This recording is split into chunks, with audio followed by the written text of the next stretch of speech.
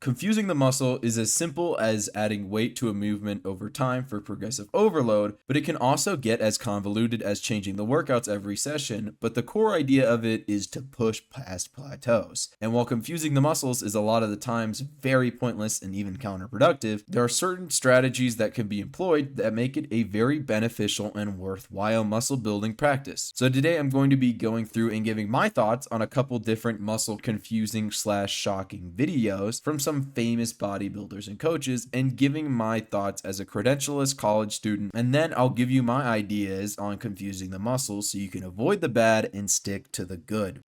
One of the main things, of course, in order to create size and to create muscle growth, which will sometimes the body will hit a wall. And what that basically means is that the body is saying, look, I know all your tricks. I know you're gonna start first with bench press. And then I know you're gonna walk over to the chin-up bar and do chin-ups. And then I know you're coming back to the bench press, and then you go to the chin-up bar and come back to bench press. I know that routine.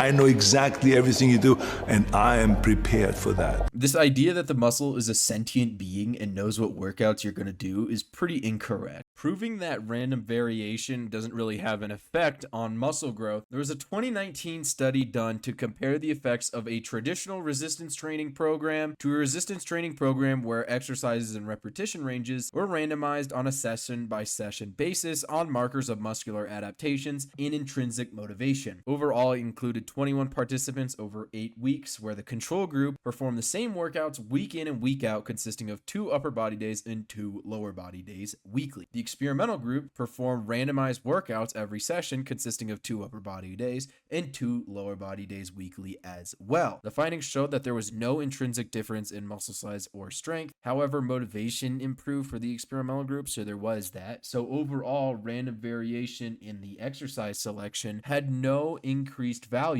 over doing the same workout selection every single time. No matter how many workouts you start with bench press, your muscles are never just going to get used to it so long as you're progressively overloading the weight, because when you're overloading the weight, you're changing the reps, you're forcing the muscle to adapt to these different stimulus, which will result in strength and size gains. So you can start off every chest day with the bench press, and you're going to see growth in the area of the chest that it's targeting, as well as the front delts and the triceps. The reason for variation on an exercise should be one based in changing the stimulus, hit a different part of the muscle, or just to freshen up your program every couple weeks, not just changing every week to keep your muscles guessing. According to a 2022 review, exercise variation should be carried out in a planned, systemized manner, taking into account applied biomechanical and anatomical principles, meaning change your workouts not in a random manner so the muscles don't get used to it, but rather in a planned manner to hit all the heads of a muscle as efficiently and intensely as possible. All right, guys, so we're doing overhead tricep presses. Again, we want to create that muscle confusion. Muscle confusion is going to lead to bigger gains because you don't get used to the same exercises, range of motion, rep schemes. We want to constantly change things up. So what we're going to do is we're going to do overhead, and then we're going to go slightly out, and then when you can't get that range of motion anymore, then we're going to go straight. In this video, Hani has some decent ideas here, but let me start off with the good. Doing these overhead extensions slightly out and then bringing them in once you get to fatigue is actually a really good way to do it. Starting off a movement with a harder way to do it to get that peak contraction, and then burning out and changing the form is always good to push past task failure and move into full-on muscle failure. I often do this with a dumbbell curl where I'll do normal dumbbell curls for like 8 to 10 reps, and then I'll burn out with some hammer curls just to really get as close to failure as possible. So really the issue here is he says you don't want to get used to the same exercises, range of motion, and rep schemes. So I'll go through those. Like I said in the Arnold video, randomly changing variation of exercises isn't going to be that important. Like if you had a hat and you had put all of your tricep movements into that hat, overhead extensions, push downs, close grip bench, dips, stuff like that, and you pulled out 3 new workouts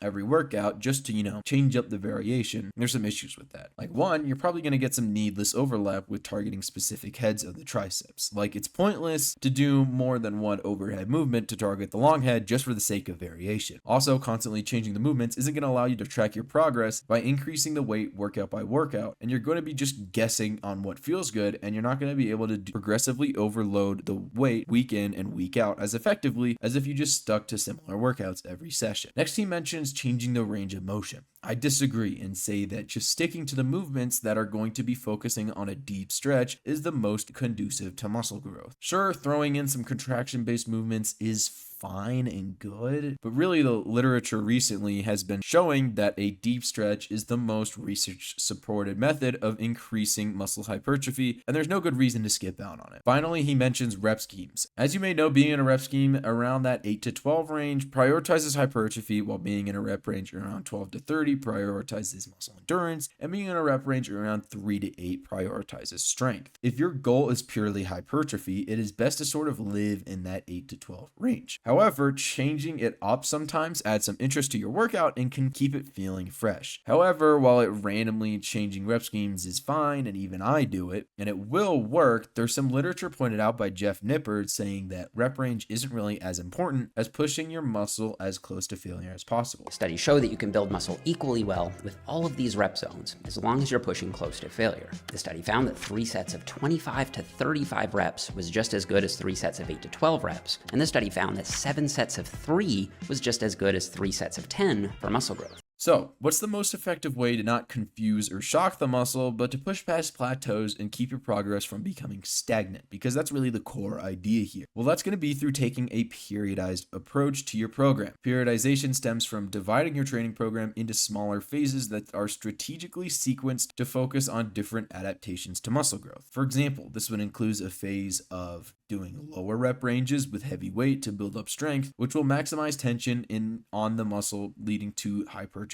indirectly. Next would be a high volume hypertrophy phase in the 8 to 12 range with more sets per week to induce some functional overreaching, basically putting as much focus on growing the muscle as possible without as much regard for rest. Then there would be an active recovery phase with some lighter weights and higher reps in the 12 plus rep range in order to promote some recovery and regain endurance. This periodized program allows for approaching your workouts with more of a specific goal in mind rather than just trying to bring everything up at once. This is because when you're doing mainly 8 to 12 reps and you throw in some lower reps for strength and some higher reps for endurance, you're not going to meet those endurance and strength goals as efficiently as if you were to just periodize your program and make everything more goal specific. As far as exercise selection, do exercises that are going to maximize your stimulus fatigue ratio and also do a variety of workouts so you're hitting all parts of the muscle. However, not changing individual workouts every session, but rather sticking to that variety week in and week out so you can track your progress and most efficiently and effectively progressively overload the muscle. If you want to see an example of this periodized muscle building program with effective workouts that you can track your progress in, let me know in the comments. I'll most likely be making one after this video, but overall, thanks for watching. Go scientifically confuse them muscles of yours.